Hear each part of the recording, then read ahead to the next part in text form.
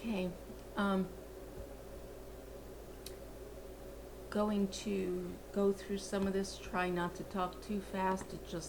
There's a lot of material. We covered a lot in class. We went over the renin-angiotensin aldosterone system. I suggest you look back over this. Look at this when you're going over your drugs. Understand your cardiac output times your systemic vascular resistance. It's where you're using diuretics and SVR, vascular resistance, your vasodilators, and your stuff to reduce volume, all leading to a lower in your blood pressure. You have your diuretics is your main source to reduce your blood volume. 3 classes: loop, thiazide, potassium sparing. Loop, your mides, furosemide, torsemide, bumetanidine. Furosemide is Lasix, bumetanidine is Bumex. They work in the loop, high chance of dehydration, potassium, magnesium, sodium being too low, hypo, leading to electrolyte imbalances. Your thiazide, not quite as potent, work further in out of the loop into the tube, and still can have loss of potassium, not quite as significant. Often hydrochlorothiazide, sometimes furosemide is used for hypertension, most often hydrochlorothiazide. Then you have your potassium sparing that work way over here. Your potassium sparing spironolactone or triamterene. Spironolactone, the other name is aldactone. You go back, your loop diuretics, high risk of ototoxicity, elevated triglycerides, diarrhea, constipation because of the loss of fluid, metabolic alkalosis because your electrolytes are off balance. Your thiazide can lead to increased uric acid levels, which can exacerbate somebody with gout. Can have a problem with pancreatitis because it can affect their blood glucose levels, cause them to increase, impacting your pancreas. Thiazide may have a side effect of a rash and photosensitivity. Your potassium sparing spironolactone, you're watching for hyperkalemia. They can have gynecomastia because it's working further on.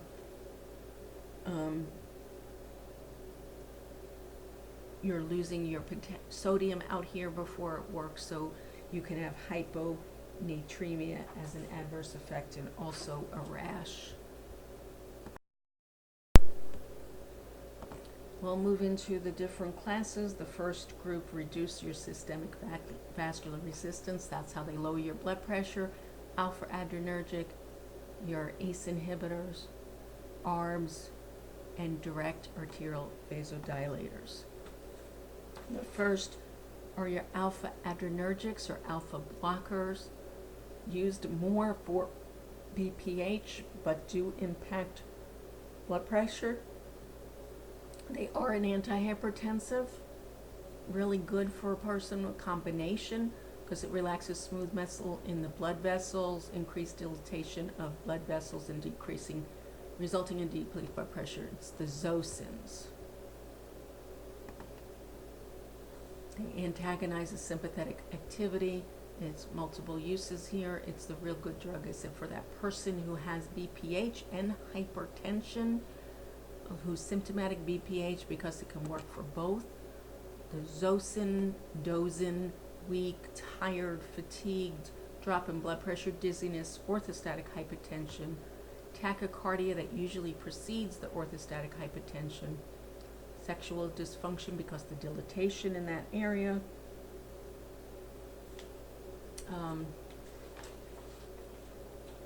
What else do you need to know on this? Let's see.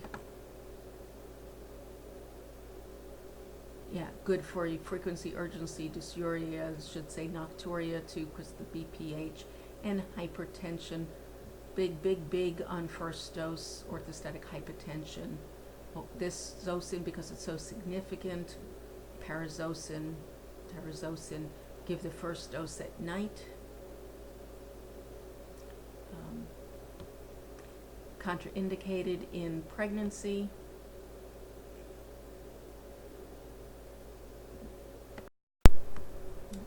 a minute. Where did I put this in here with the vasodilation? Some more adverse effects. I mentioned dizziness, orthostatic hypotension. That's because of reflexive vasoconstriction. It dilates the periphery. Dilating your peripheral vascular system can lead to edema, also centrally dilating, which can lead to a headache and nasal congestion, nasal congestion due to the dilatation in there.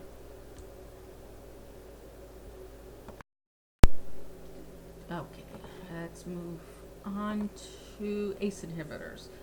ACE inhibitors, angiotensin converting enzyme inhibitors, where if you go back to your angiotensin, renin-angiotensin aldosterone system to see where that works, leading to vasodilation, facilitates release of it blocks the release of the norepinephrine, so it stops that sympathetic effect. It also breaks down bradykinin. Bradykinin is normally breaks down the bradykinin. It's a vasodilator. The bradykinin is what causes the cough. It also, that bradykinin in the lungs may lead to an increased chance of upper respiratory infections when somebody's on an ACE inhibitor. The ACE inhibitors are considered the prils: benazepril, captopril, enalapril, lisinopril. They relax the blood vasculature, decrease oxygen demand in the heart, lowering the blood pressure, makes them the first line therapy. It used to be hydrochlorothiazide was considered first line. They've learned so much with ACE inhibitors. The ACE inhibitors are now first line. Often you will see an ACE inhibitor combined with a hydrochlorothiazide. The hydrochlorothiazide potentiates the effect of the blood pressure medication. Anything it's combined with. Because it works in the kidneys, you need to use some caution here for renal impairment. It is not contraindicated unless they have bilateral renal stenosis. Caution if they have a renal stenosis on one side that is unstinted, meaning it's not stinted open, so there's impairment. You don't want to give an ACE inhibitor that dilates when they have no volume, so it's caution in volume depletion. Caution when giving with potassium supplement. It is not contraindicated because it may or may not impact your potassium levels, so you need to use caution and monitor the potassium levels. ACE inhibitors, although they're first line, may not be as effective in the African American population. Used to say not to start with that, but now they're saying, the newer guidelines say to use ACE inhibitors but combine it with a diuretic or a calcium channel blocker. Not with a beta blocker, because beta blockers are not as effective. So calcium channel blocker or diuretic. Contraindicated also in pregnancy. Contraindicated if there's a history of angioedema, because angioedema is a risk with ACE inhibitors, but for 2 to 4 times higher risk of angioedema if they've had angioedema and with other drugs, or if they're African American population. If they're on lithium, they need to lower the lithium dose, monitor closely because it can cause lithium toxicity. Increase hypoglycemic effects of glyburide and metformin, meaning if you have a diabetic on glyburide or metformin, you monitor the glucose levels closer, may need to adjust those doses. I don't know if I mentioned earlier on thiazides, caution in the diabetic. Often you will see a diabetic on thiazide, but thiazide can lead to an increase in glucose levels and contraindicated if you're allergic to a sulfa drug. I can't remember if I said that. Sorry, I threw it in here. Okay, so ACE inhibitors monitor potassiums. Also, caution because there's an interaction if given with a potassium sparing diuretic such as aldactone because of the increased potassium levels. Increased hypotensive effects with the diuretic, like I mentioned, the hydrochlorothiazide or furosemide increasing the effects of the ACE inhibitor. Increased risk of a drop in blood pressure, hypotensive effect if the person is taking over-the-counter black cohosh. Black cohosh is commonly used for menopausal symptoms. Adverse effects, the cough, dry hacky cough for the ACE inhibitor because the bradykinin, proteinuria because of the renal function, hypotension, contraindicated pregnancy, watch for a rash that's reportable, watch aldosterone levels. Let's see. Considerations, monitoring that blood pressure, especially first dose, because the first dose phenomenon all the way through these renal function, protein in the urine, BUN creatinine, white blood count because the risk of infection like an upper respiratory and pneumonia. With the first dose phenomena, you could have a headache, dizziness, hypotension, fatigue. Not just first dose. The first dose is usually the dizziness and hypotension. Body usually adjusts to it, but some people have a chronic fatigue with it, requiring an adjustment. Headache again because of the dilation, but not as significant as in the alpha blocker. Reiterate here, monitoring that renal function, because like I said back here about renal impairment, although it may worsen it, it's not totally contraindicated as long as you're watching it, watching for this proteinuria, looking at your creatinine clearance, because if it's declining, they need to do that. Your adverse effects back here, angioedema being a big one, that's a swelling of the tongue and the mouth, teaching them to report that, teach them to report a dry cough, stopping with the angioedema and reporting immediately. It may make them feel tired, that is normal.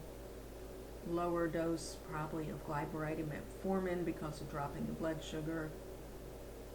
And it is not the drug of choice for African American population. Okay, so we can move on to your ARBs, angiotensin receptor antagonist, or blockers, or known as your ARBs, which most people will refer to them as ARBs.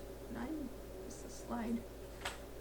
Mine are in a different order, I think. Okay. Oh, no, missed a page. So your sartans, like your ACE inhibitors or your prils, your ARBs are your sartans, losartan, valsartan, olmesartan, they all end in the sartan. They block angiotensin 2,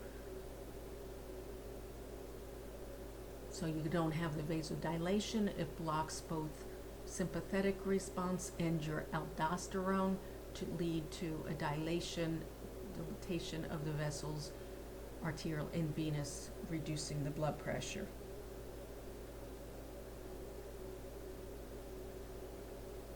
Okay.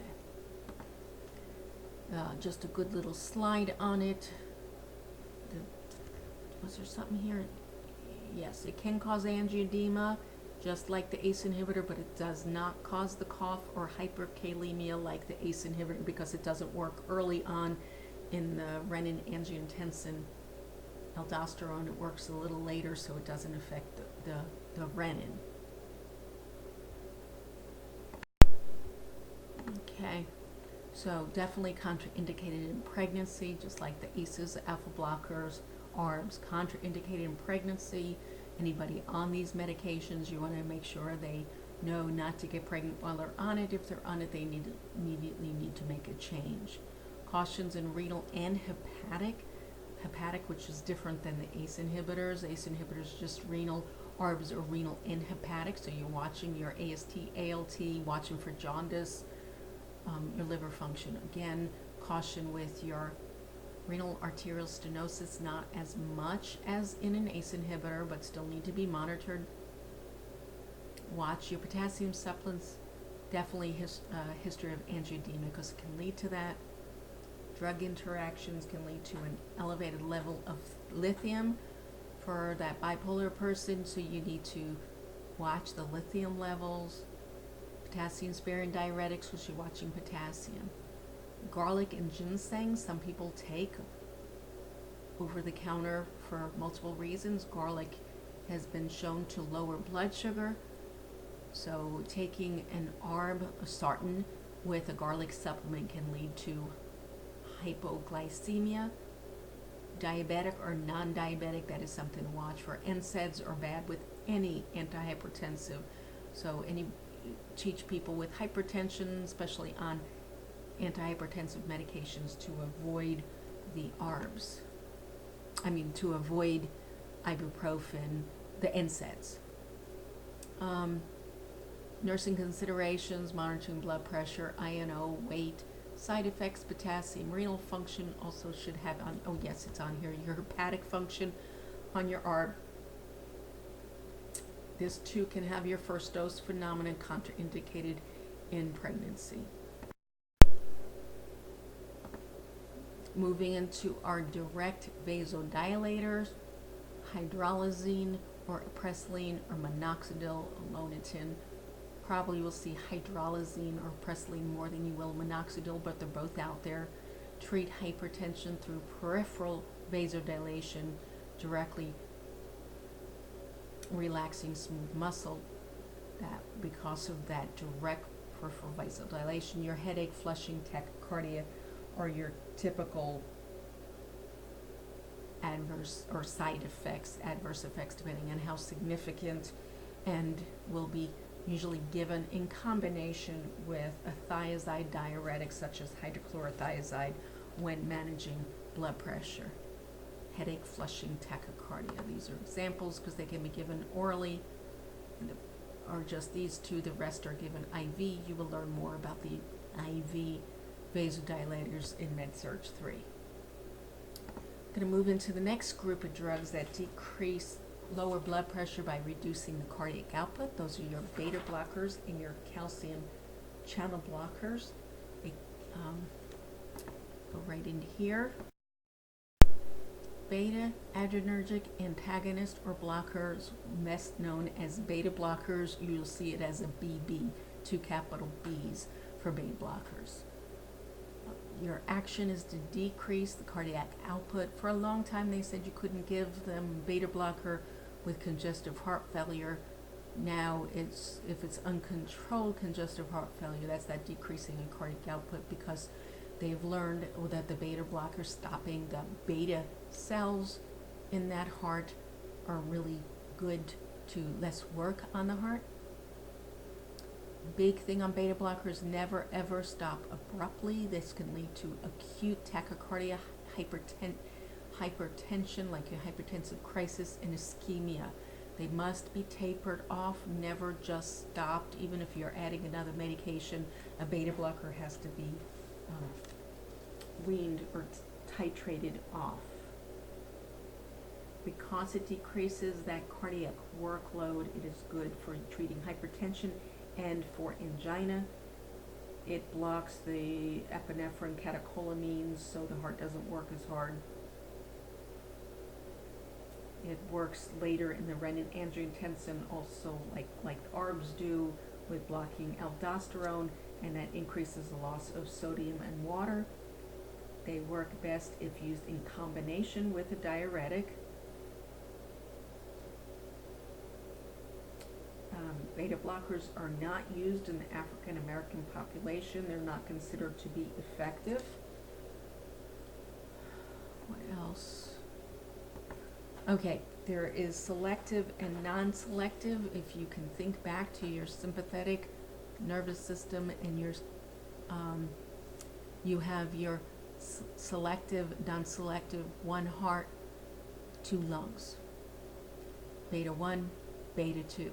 So beta 1 are selective, very specific to the heart. Atenolol and metoprolol were the names I would keep in mind as your selective, more cardiac focused. Although they may have some pulmonary things, they mainly focus on your heart. Selective atenolol and metoprolol. Your non-selective affect your beta 2, your nadolol and propranolol. Timolol is usually what you'll see in your glaucoma eye drops. So nadolol and propranolol, remember those being your non-selective affecting beta 1, beta 2. The reason this is important is for that COPD or asthmatic patient, giving them a non-selective like nadolol or propranolol increases the risk of having some pulmonary issues, wheezing, dyspnea, shortness of breath. So beta blockers in themselves are not contraindicated in all COPDers. You can give the atenolol and metoprolol.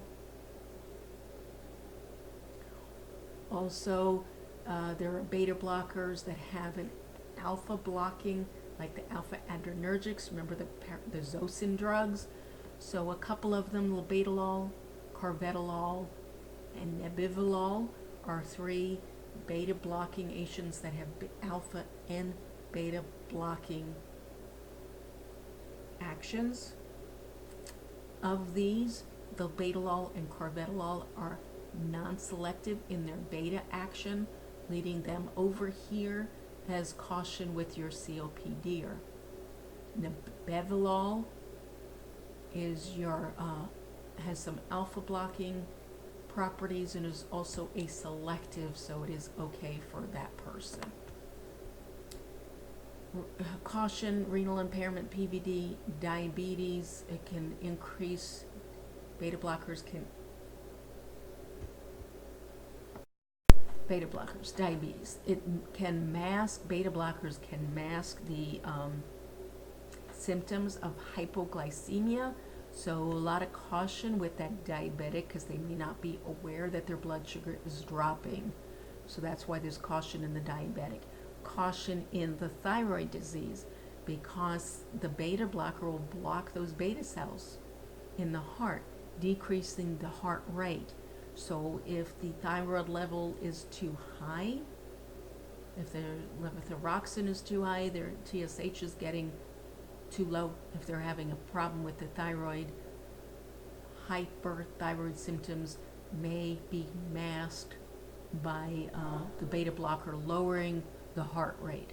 That's another to remember when you're giving a beta blocker, always monitoring the heart rate, apical pulse before you give it, and teaching them to know how to check their heart rate and not giving the beta blocker when their heart rate is 60 or lower when it's low. Cautioning bronchospastic disease is what I was talking about on selective versus non-selective options. To indicate in 2nd and 3rd degree heart block because it's blocking that beta impulse. Contraindicated in bradycardia, uncompensated heart failure, which I mentioned. Side effects, drowsiness, worsening symptoms of heart failure, bradycardia, hypotension. See anything on this slide specifically? Oh, all hypertensive medications, you're going to make sure that they change position carefully, monitor blood pressure. On beta blockers, you're also monitoring their heart rate and their respiratory rate. Caution COPD, I mentioned that. Orthostatic hypotension, never stopping abruptly. Beta blockers must be weaned off. Some drug interactions, increased thorazine levels, like in any NSAID and aspirin, decreases the antihypertensive effects. The NSAIDs decrease the effects in all antihypertensives. Hypoglycemic medications or insulin prolong hypoglycemia, mask the symptoms, which I mentioned. Cross this out, this clonidine, increased blood pressure. I found a study actually, that's been said for years, but I did find a study that actually concluded that that was inaccurate. So let's get rid of that one. Now we're going to go into the calcium channel blockers. So your calcium channel blockers, imlodipine or norvasdiltiazem or carbazine, felodipine or Plendil, nifedipine or Procardia. Don't see nifedipine used as much as it used to be. Amlodipine, diltiazem are probably the most common ones. By causing vascular smooth muscle relaxation, they decrease the systemic vascular resistance, leading to a decrease in arterial blood pressure. That vasodilation leads to the side effect of peripheral edema that's pretty common in it. Actions: decrease contractility, decrease your heart rate, decrease conduction velocity, and smooth muscle relaxation. They are used very effectively in the African American population. There are short-acting nifedipine or precardia diltiazem, which is cardizem, and your verapamil, I didn't mention on the page. Amlodipine is the once-a-day medication that you will see probably used the most, or Norvasc.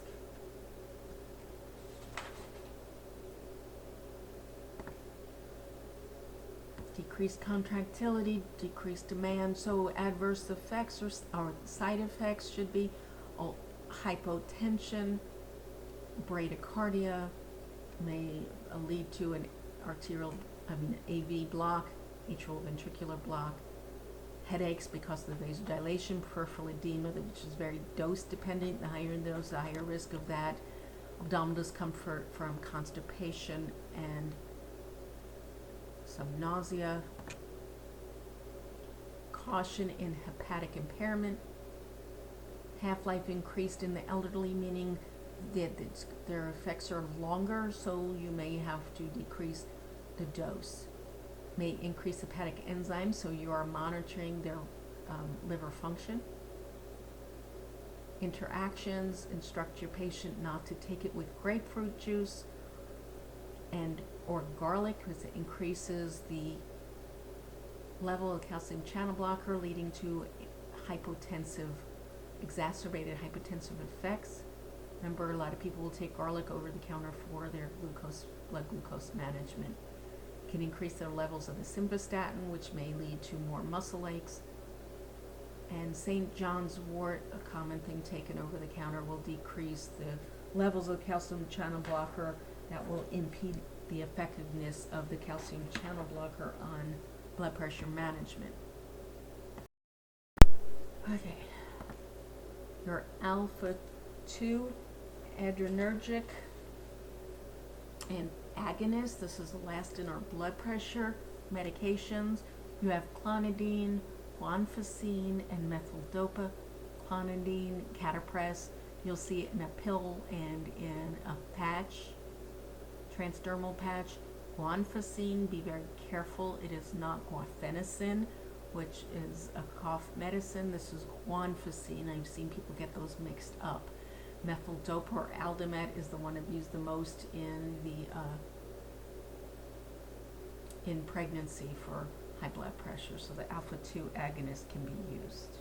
They decrease the norepinephrine release, inhibit insulin, increase glucagon release, which can lead to an elevation in your blood glucose. Have sedative properties. Omeprazole can lead to rebound hypertension and increased heart rate or tachycardia. So clonidine, I know some will give clonidine, a tablet, to drop that blood pressure in a hypertensive crisis, but the problem is the rebound hypertension. So it's okay for 1 or 2 doses. It is not a drug that is stopped suddenly, because the rebound hypertension and tachycardia can be extremely, extremely dangerous. Let's see. So always wean it off. Never just stop it abruptly. It needs to be careful. Drowsy, dry mouth. Caution in that diabetic because of the increased glucagon. Caution in renal disease. It can cause emotional changes. It's contraindicated if they had a recent MI. It's used in multiple things. Withdrawal is one of them. In drug withdrawals, they can use clonidine for effectiveness of that. Okay. So, we're almost there. I know this is quite a unit. I've added some things on here and sent it out to all of you. Briefly touching on thrombolytics, because I understand you're doing some like DVTs and you're doing stroke, so I can't miss talking about alteplase or Activase or TPA. Streptokinase is mentioned before over here. It was a drug we don't use as much anymore. Used to use it a lot until we started getting cath labs where they can get in and they can do the percutaneous angioplasties, open up vessels. So they used to do this TPA when somebody was having an MI to dissolve the clot, but now they can go in and they can do a direct angioplasty. So it's not used as often, but it is still the mainstay recommendation for treatment of acute ischemic stroke. So if somebody presents with those symptoms, within 3 hours, I found something that said 4.5 hours, 3 hours is the ideal for onset of symptoms, not presentation, but onset of symptoms for acute ischemic stroke, that giving the activase to stop the blockage. Contraindicated if they have an active bleed anywhere, an intracranial neoplasm, recent intracranial spinal surgery, any kind of trauma that may be causing bleeding anywhere, not just in the head. It is given intravenous only. It is in a bolus with a drip. It is weight-based in milligrams per kilogram per minute. It is totally contraindicated with any other anticoagulant, NSAIDs, aspirin, warfarin, anything that's going to affect your clotting and bleeding time. So think of the contraindications and who would be most appropriate to be able to get this drug. Okay, added in also nitroglycerin because I realized that you will be covering some cardiac disease and I think heart attacks, MIs. There wasn't much, I don't remember really seeing nitroglycerin in Pearson, but I gave you some information because it is essential. It is the class nitroglycerin, a class of nitrates. It's given for angina, hypertension, and coronary disease for a coronary vasodilator. And it comes in multiple forms: IV, an oral extended release capsule, sublingual in a spray or tablet, topical in a transdermal patch or ointment. So I put this slide in here. I thought this was very helpful in the multiple ways you can have. This is the little nitro bottle that people will carry. One thing you might notice is the dark bottle. If you give an IV nitroglycerin nitro drip, it will be in a dark bottle. It's sensitive to light. Keep it in a cool place. It's sensitive to heat and to moisture. If you're doing, do I have a patient teaching slide? Maybe I do. Let me keep going. Okay. Half-life 1 to 4 minutes, meaning it kicks in fast and it leaves fast, where transdermal patch will release it a little at a time. That's why it's so effective, giving the spray or the tablet sublingual to open those vessels when they're having angina, because it dilates those coronary arteries. It's not, improves collateral blood flow to open that, decreasing that myocardial or heart muscle oxygen demand. It's used in coronary artery disease, angina, heart failure, and with an acute MI or myocardial infarction. Side effects: headache, because of that dilatation, that dilation, transient flushing, again because of that. If it's given sublingual, they will have a burning or tingling or fizzy sensation. You want to educate them on that because they need to know the nitroglycerin is working. So they need to have that little sensation that the little pills are not too old or been exposed to heat or something. Also to warn them that that is a normal expectation to have that tingling. If they're using topical, whether it's an ointment or a patch, I don't know that they do the ointment anymore. I think it's really the patch. They need to rotate their sites. They need to watch for redness, pruritus, rash, a dermatitis that may develop from it, and removing a patch before you put the other one on. It's best to date and time, just like with clonidine, date and time that patch, or the date it, because it's usually every 24 hours. I've seen people with significant hypotension and unresponsive, and you find multiple patches on them because one has not been removed before the next one is put on. Adverse effects teach them to stop it if they develop blurred vision or severe dry mouth. They may have significant symptomatic hypotensive episodes when taking this. To have more on your patient teaching on nitroglycerin. Teach them to change their position slowly after they've taken it, or if they're on the extended release or the patch. Do not change brands. They find that whatever brand they're on, changing brands, they can have a different reaction. Keep the container away from heat or moisture, which I mentioned.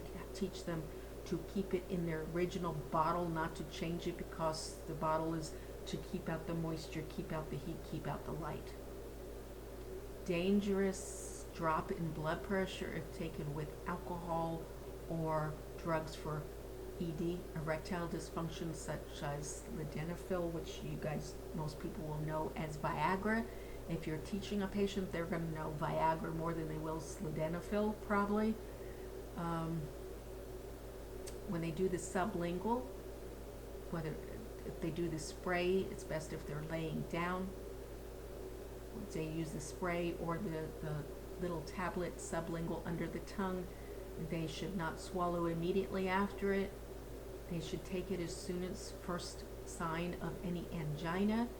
Can repeat every 5 minutes up to 3 doses. If at 3 doses they're not relieved, they need to call 911 or go to the emergency room.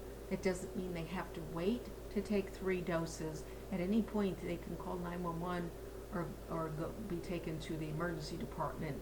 But if it's just teaching them by that 3rd dose, if you're not relieved, you're going. I said rotating sites, says for skin breakdown. With the patch, they keep it on for 24 hours, change it every 24 hours. They do not have to remove it when they take a shower. That's just among your teaching. Okay, the last group is your peripheral neuropathy drugs. Forgot one thing here on your teaching. Said changing your patch, rotating the sites. Also, if the ointment or the patch, not to touch the medicine on it, not to let anyone else touch it. Way back when we used to use the ointment all the time before we had patches, if you got any of that on you, it's such a potent vasodilator. It will cause excruciating headache and drop in blood pressure. So teaching them not to touch it or have anyone else touch it. Okay, so there's a few different medications that are used for peripheral neuropathy. These are a few of your anti-seizure medications and some of your SNRI and tricyclic antidepressants. Among your anti-seizures, I know your textbook mentioned quite a few of them. I was looking them up because I haven't seen all of them used for this purpose. The ones that are actually proven to be efficacious or effective for decreasing pain and peripheral neuropathy, the ones in the top were the gabapentin or Neurontin, carbamazepine or Tegretol, pregabalin or Lyrica. Lyrica is the one you probably see used the most now. Gabapentin is the old standby. All of them are effective because they stop the nerve impulses in the damaged nerves. That's how they found that they were effective.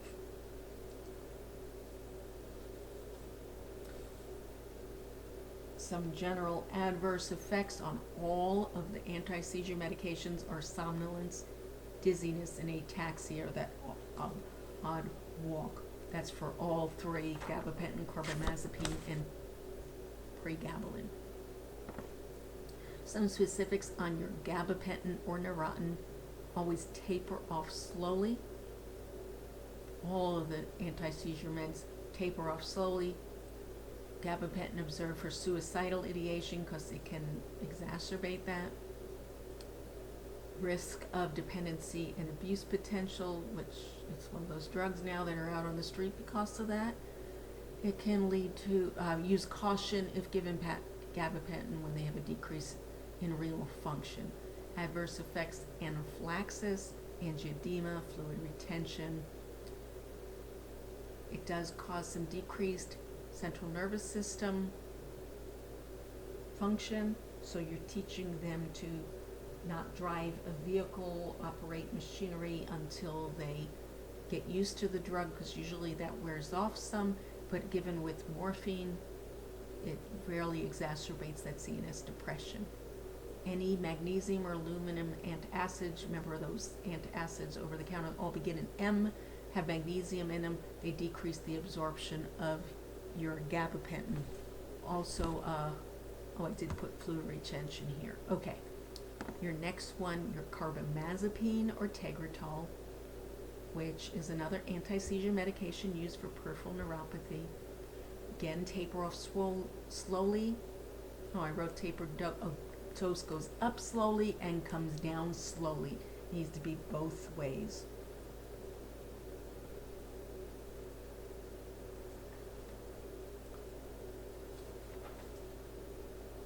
Adverse effects, which is why you won't see carbamazepine or Tegretol used very often, especially for peripheral neuropathy, because the cardiovascular GI effects, lots of blood dyscrasias, lots of problems with skin reactions, toxic epidermal necrolysis, and Stevens-Johnson syndrome, those significant allergic reactions with the skin weeping and burning. It's terrible.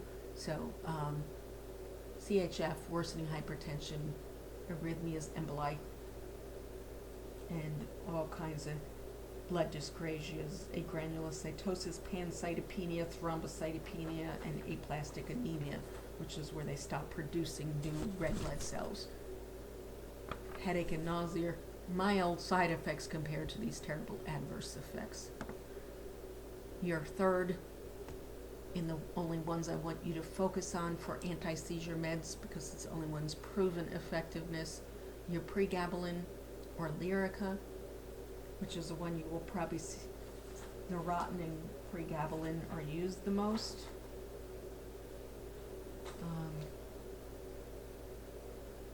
Pregabalin, again, the side effects from the beginning on all of them: somnolence, dizziness, ataxia. So because of the not much problems with it, it's used more, but it's more expensive. Any drug that impacts the central nervous system will increase the central nervous system impression of any of the anti-seizure meds. The pregabalin or Lyrica, significant interaction with all the prils, the lisinopril drugs, much higher risk. Both can lead to angioedema, so combined, very, very high risk of developing angioedema. Your next group of drugs used in peripheral neuropathy are your tricyclic antidepressants, which is your your amitriptyline and nortriptyline. Old antidepressants, but very effective on peripheral neuropathy. They're norepinephrine reuptake inhibitors, resulting in a decrease in your pain sensation. They have anticholinergic effects, which means they have a major drug interaction with anticholinergics because it'll exacerbate it. Cautions if they have a seizure disorder, because it will decrease their seizure threshold, increasing the risk of seizures. They have a suicidal tendency also on these, just as they do on your Neurontin. Must taper off slowly, like all your anti-seizure meds. Contraindicated in narrow angle glaucoma because of its anticholinergic effects.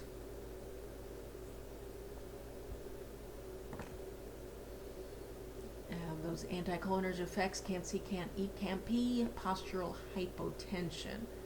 I said it interacts with your anticholinergic. Being on amitriptyline or nortriptyline along with a clonidine can lead to hypertensive crisis. Cimetidine, that terrible tagamet that interacts with so many, can increase your levels of your tricyclic, so that's contraindicated. And alcohol, of course, is a central nervous system depressant, so it should be contraindicated in any of these medications.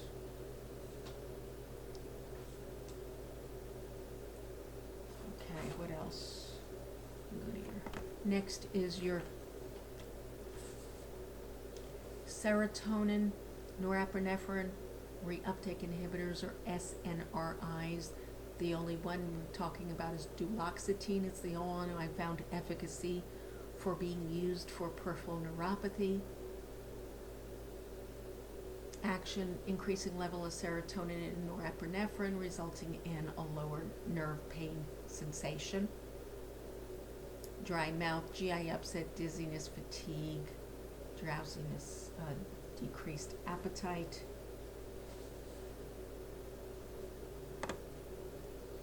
Adverse effects, GI is jaundice and liver failure, so you're obviously watching your liver enzymes. Worsening closed-angle glaucoma because it has some anti-cholinergic type of tendencies. Abnormal bleeding, petechiae, and epistaxis, so your drug interaction with aspirin, NSAIDs, warfarin, anything that also increases the risk of bleeding, combined with duloxetine or Cymbalta, like doubles that chance of having bleeding, so you're teaching to look for any abnormal bleeding, petechiae, bloody nose, which is epistaxis. Also has the risk of Stevens-Johnson syndrome and erythema multiforme, which are extensive allergic skin dermatological reactions. With any of these, your SNRI, which is duloxetine, your tricyclic antidepressants, which is your amitriptyline and nortriptyline, and you will find things saying you can use SSRIs, all these antidepressants for peripheral neuropathy, but these are the ones that have actually could find studies showing they were effective. But anything messing with your serotonin, increasing your availability of serotonin, you have a risk of serotonin syndrome.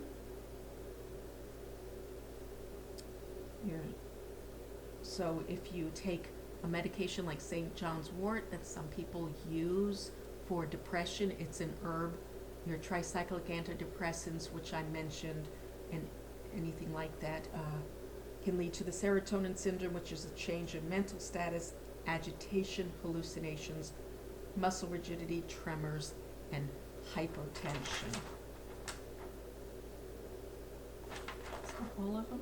Okay, so that is the end of my recording. I just thought this was an appropriate slide for finishing out this semester, that anything that is on that test, I have tried to verbalize to you, but you're going to have an understanding of what I've given you for this exam. Thank you.